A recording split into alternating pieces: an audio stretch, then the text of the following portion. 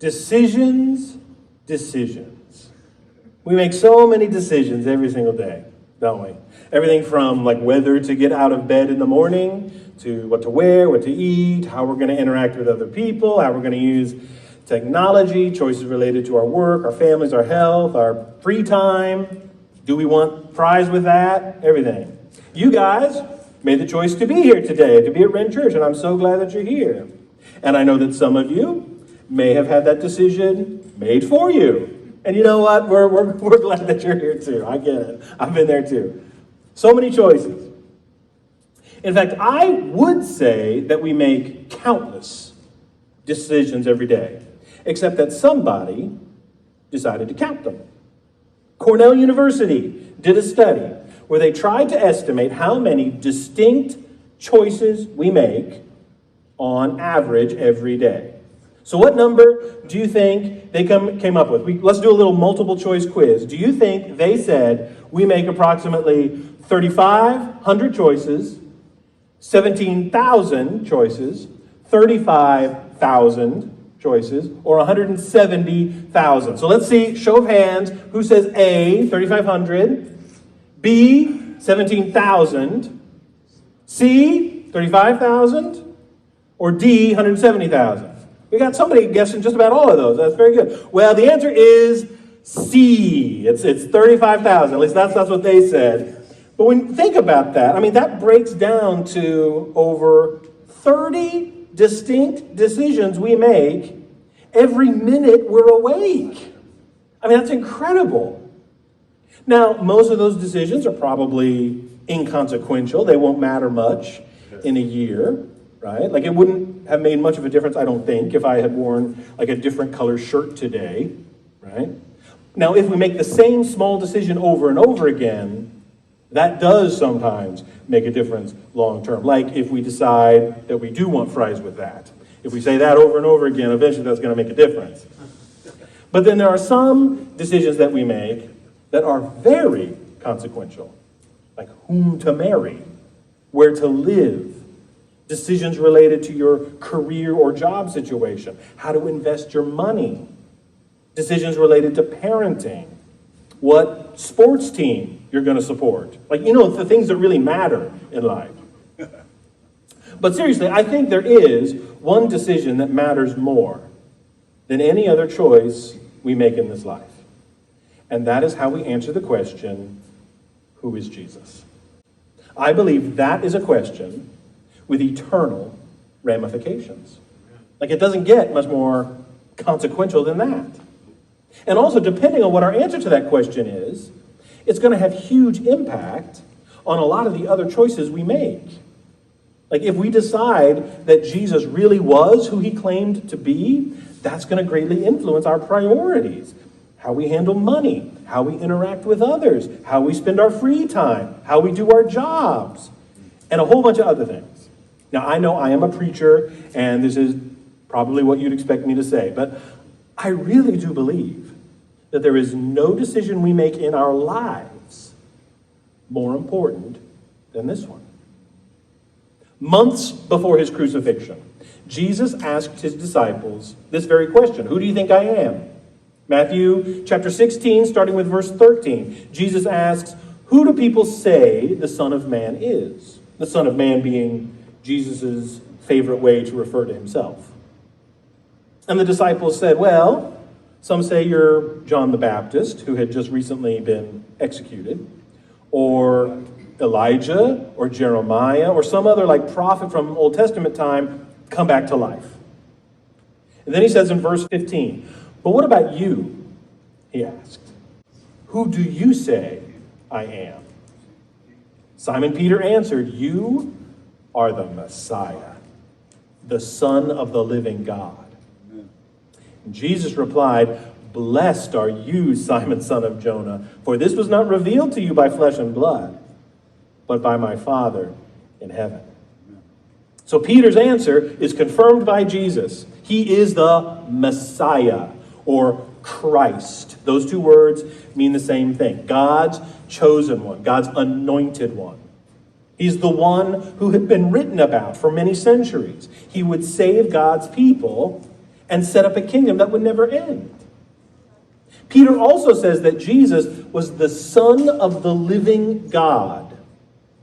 And that phrase was sometimes used back then to refer to the Messiah. Like, it wasn't unheard of to call the Messiah that. But most people did not yet really understand that the Messiah would also be God himself, God in the flesh.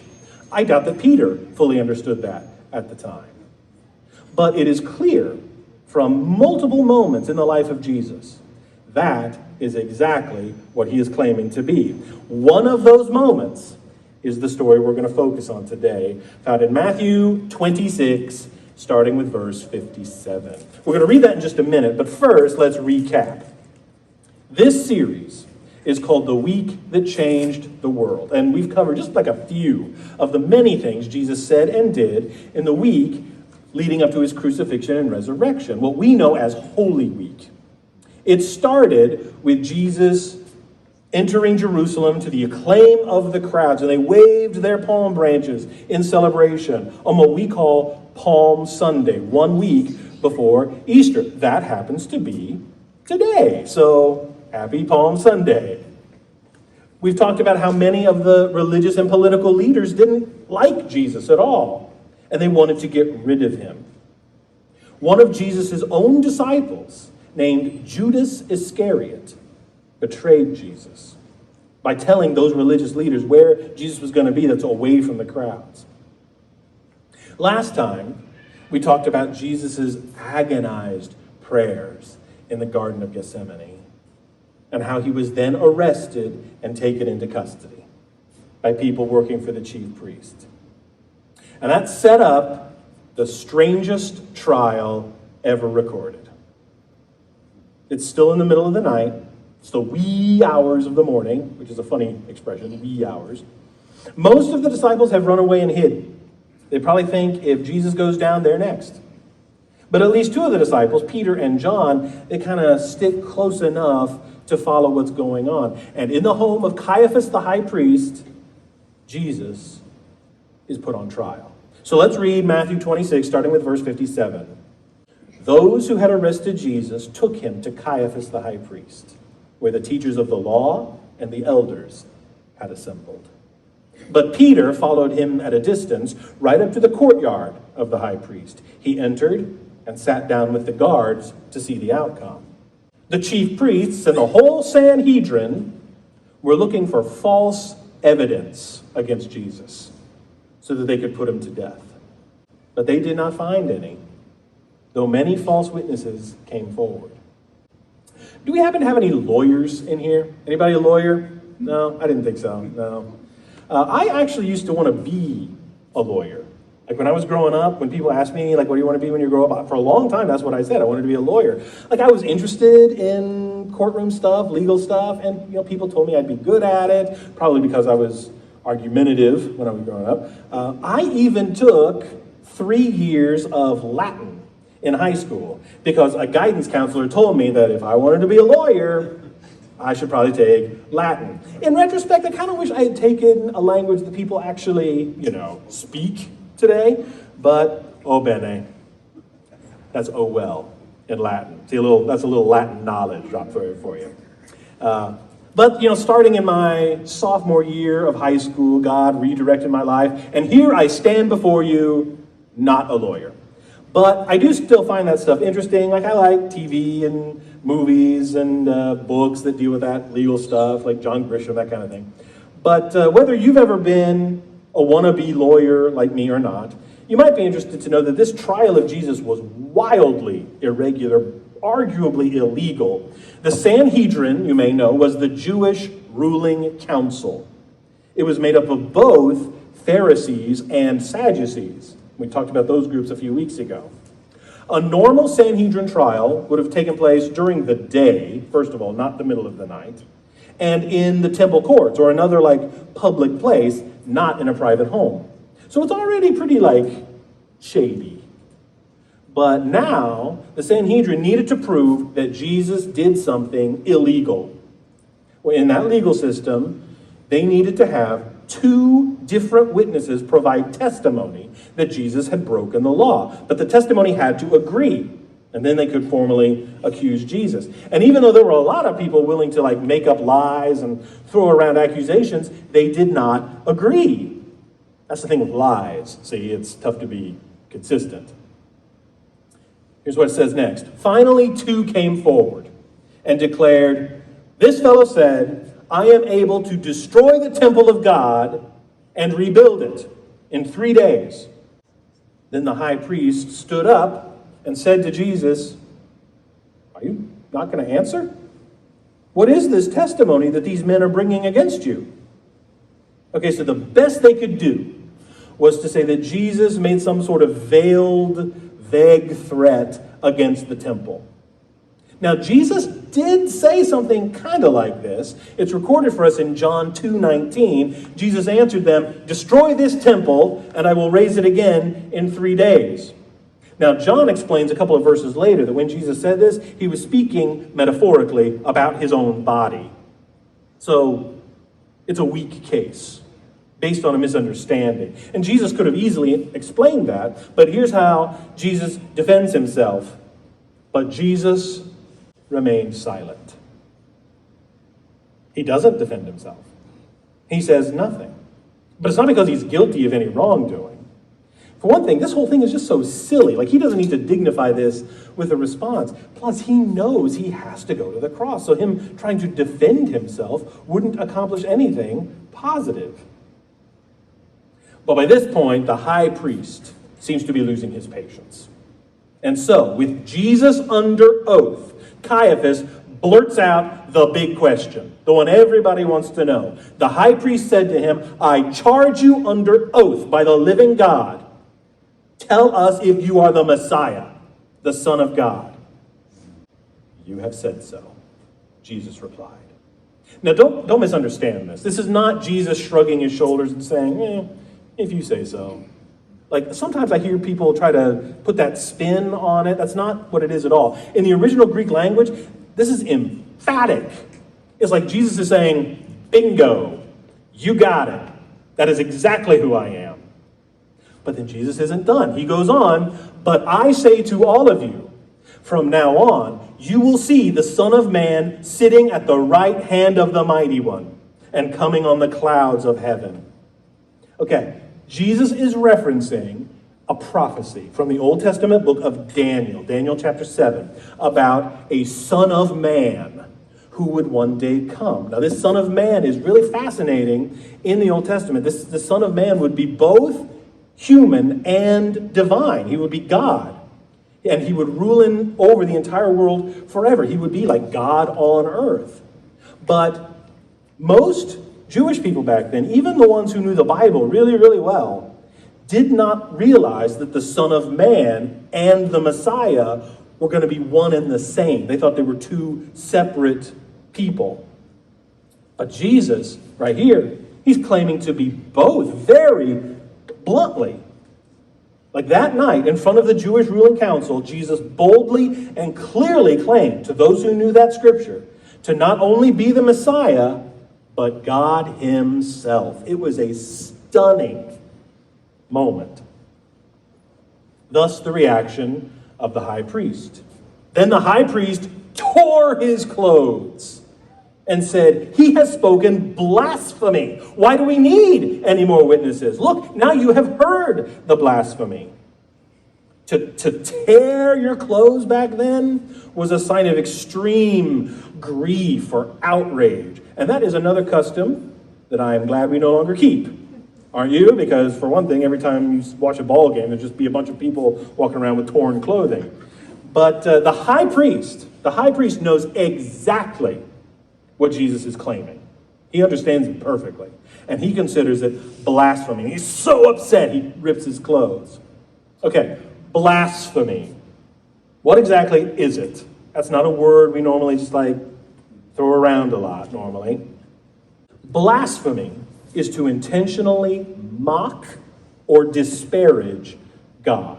It might involve making fun of God or being irreverent or disrespectful toward him. And there are a lot of possible ways that could happen. And in that culture, some of those ways were punishable by death. Like observant Jewish people back then took blasphemy very, very seriously. And one of those things that would be considered blasphemous was if a human claimed to be God. Like if I got up here and said, I am God, and I'm up here on this stage today, and I kind of feel like I'm above everybody else. So if I am God, I'm not really saying that, by the way. Like don't misunderstand me. Don't strike me with lightning. I'm not saying that. Not saying that. But if I were, it would be blasphemous because I'm not God. It would be disrespectful to the real God to say that I am, right? In fact, it would be disrespectful if any human being claimed to be God. We would still find that to be blasphemy, unless it was true. For Jesus, it wasn't just a claim. He consistently demonstrated through his words and through his actions that it was true. He backed it up. That's why he performed all those amazing miracles. Healing people, raising the dead, feeding thousands with just a small amount of food, walking on water. It wasn't just to get like attention or acclaim. And it wasn't even just about showing compassion to the people he healed. Yeah, that too. But the main reason Jesus did miracles was as signs that he really was who he claimed to be. But the high priest and the Sanhedrin that night, they did not see it that way. They knew the stories. They knew what Jesus was supposed to have done. Some of them may have even witnessed some of it. But with Jesus standing before them, they were faced with the question, who is Jesus? And they asked him point blank, basically, who do you think you are? And he told them. So they had a choice to make. Do they believe him or not? Do they look at what Jesus said and did and say, you know what? I think I believe him. Even though that meant they would have had to rethink some of the assumptions they had about the Messiah and about God. Or are they going to stick to those assumptions and stick to their fears that Jesus represented a threat to the status quo, which benefited them? The high priest asked, what do you think? He is worthy of death, they answered. Then they spit in his face and struck him with their fists. Others slapped him and said, prophesy to us, Messiah, who hit you?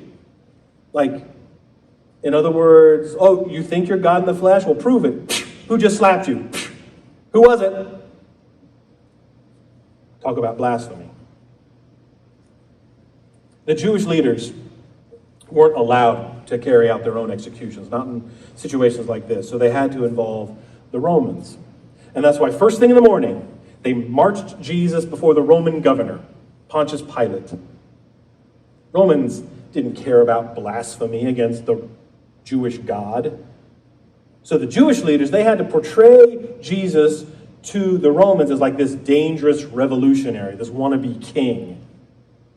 And of course, Jesus would ultimately go to the cross and be put to death.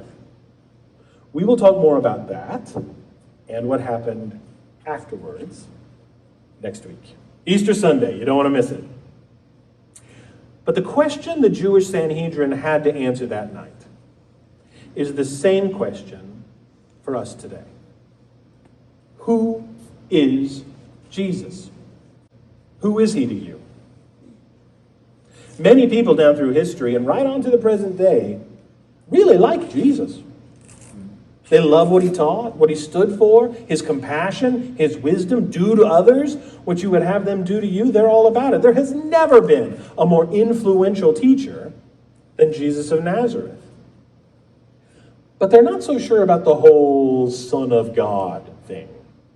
So they say, well, I believe Jesus was probably just a great teacher, an important teacher. Maybe you or somebody you know have thought something like that before. And I hear stuff like that all the time. But there are a couple of problems with that. First, Jesus consistently and repeatedly claimed to be God's Messiah and God himself, God the Son. Sometimes it was subtle and you have to understand the context. Sometimes it was very blatant. And one of those times was that night with the Sanhedrin. So what do we do about that? Oh, by the way, the theory that Jesus didn't actually say those things and those words were put in his mouth years later by followers of Jesus simply doesn't fit the evidence. The New Testament is by far the best supported ancient document we have in terms of number of manuscripts, quality of manuscripts. We can be reasonably certain that the New Testament we have is what was originally written in the first century. And not only do all four Gospels agree that Jesus made those claims, as well as the rest of the New Testament, all of those independent letters, but there are also numerous writings outside the Bible that say basically the same thing, that Jesus claimed, at least, to be the Messiah and the Son of God, and that he did these wonders, or was said to have done these miracles, to back up those claims. Some of those writings were not from Christians. They did not necessarily agree with the claims, but they admit that Jesus made them.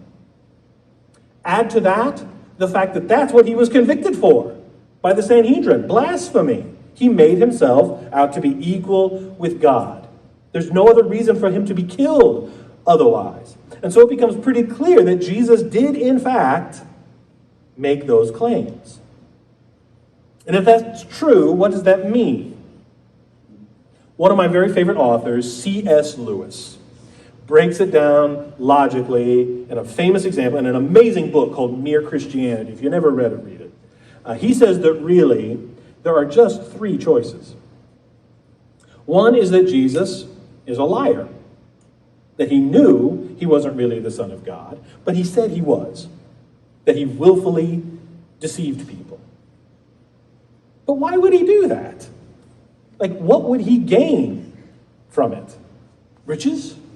Fame? Power? He ended up being crucified for it. Plus, all of his teachings were the opposite of deceit. They were about integrity, justice, truth, love. It just wouldn't make sense if Jesus lied to spread that message, Okay, so another option is that Jesus is a lunatic. In other words, that he sincerely believed what he said, but it wasn't true. He was a little crazy. But you know what? When you read the Gospels, sure doesn't seem like these are the words and actions of a crazy person. Jesus was highly strategic. He was very intelligent. Remember, this is the guy who handled all these attacks from the Pharisees and Sadducees perfectly. His teachings are so profound and powerful that people have been studying them for 2,000 years. It is apparent that they are not the rantings of someone with delusions of grandeur. Now, to be fair, if you or I heard somebody today claiming to be God or claiming to be Jesus Christ, there's a very good chance they would fall into one of those two categories. I think we could trust that, right? But with Jesus, once you eliminate those two categories, the only one left is that he is Lord. That it's all true. Jesus really is who he claimed to be. God's Messiah and God the Son. The one who willingly went to the cross on behalf of all of us so that we could be made right with God, now and forever. And when that's the verdict that we reach, that he is Lord, when we come to believe that that's the answer to the question, who is Jesus? We've got to do something about it. That conviction demands a response. Just saying, yeah, I believe Jesus is Lord, probably. I think that's true, intellectually. And then just going about your day, business as usual, that's unacceptable. That's just not enough. In fact, I think when we decide to believe in Jesus as Lord, it should lead us to make several other decisions as well. That one decision sets up a bunch of others. One is that we should decide to follow Jesus. If we believe in him, then we should admit to that out loud. We should start living his way rather than our own way, and we should be baptized into him, immersed in water, as a public display of the faith that we have. The Bible says that when we're lowered into the water, it's like we die to ourselves, just like Jesus died and was buried. And then when we come back up out of the water, it's like Jesus rose from the dead into the new life that Jesus has for us.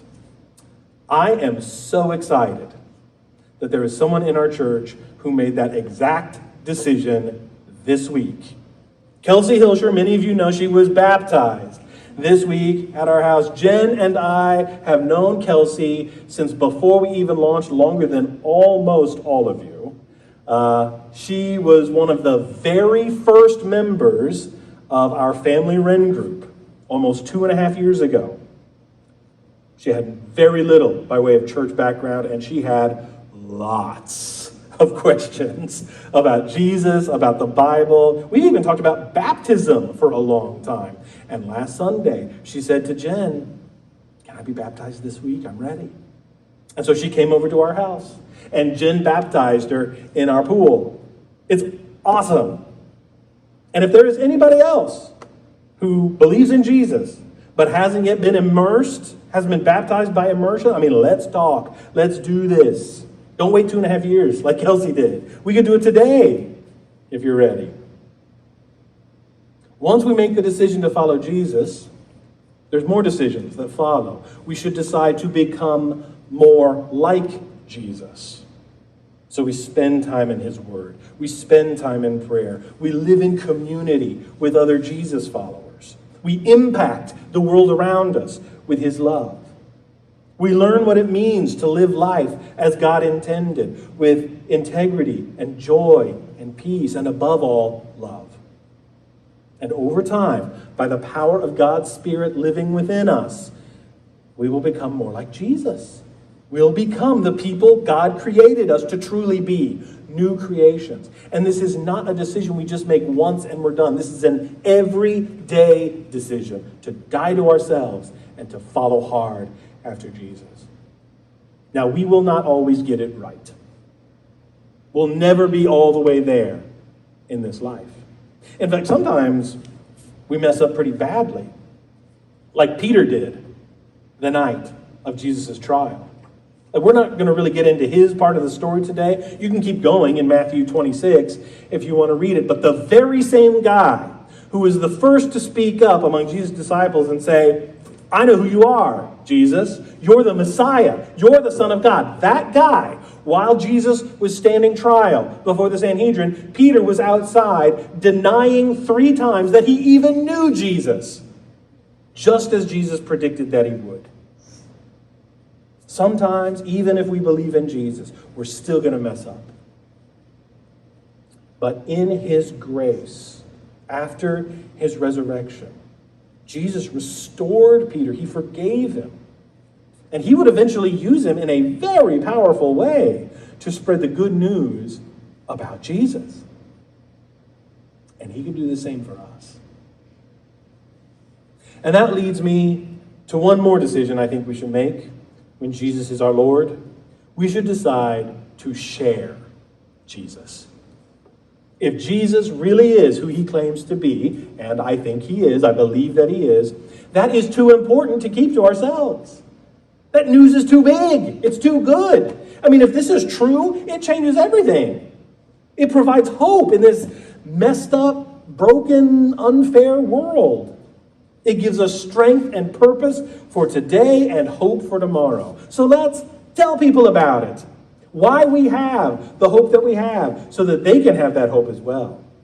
Now, I know those conversations can sometimes be awkward and uncomfortable. I'm not telling you that you got to preach a sermon at people. Just tell your story. Talk about what Jesus has done for you, has done in your life. It doesn't have to be complicated. In fact, honestly, the simpler, the better. Your story is powerful. So share it. And invite people. Man, next week is Easter Sunday. This coming Friday is our glow-in-the-dark Easter egg hunt. We still have plenty of those little cards to give out on the desk out there. Both of those are great opportunities to invite people to come to be part of what God is doing here at Renaissance Church. I heard a statistic recently that made me kind of sad. Nationwide, only about 20% of regular churchgoers invite someone to church within a given year. 20%. Man, let's be above average, you guys. Let's share Jesus. Let's make those invitations. Our friends, our family, our neighbors, they need us. Our community is growing every day. And there are so many people right here who need to know the hope that Jesus provides. So let us decide to share Jesus. And I believe God is going to continue to do an incredible work in our community and in our church. Can I share something with you? I found out that our friend Frank, who I shared earlier, passed away this week, less than an hour before he became unresponsive, was having this text conversation with a friend of his about our church. It was 10:06 a.m. At 11 a.m. he was unresponsive. Frank was inviting people to our church. He was recommending us to a friend of a friend. He said, "We're a good bunch." And it got me thinking, up to his dying day, less than an hour, Frank was inviting people to our church. So, what's my excuse? What's yours? And now, Frank is home with Jesus. That's the hope that we have when Jesus is Lord. And our church got to be part of his journey. That's why what we do matters. Who is Jesus? Well, I'm with Peter. I believe that he's the Messiah, the Son of God. And if you believe that too, then let's decide to follow Jesus, to become more like Jesus, and to share Jesus. I think that's the only adequate response we can have.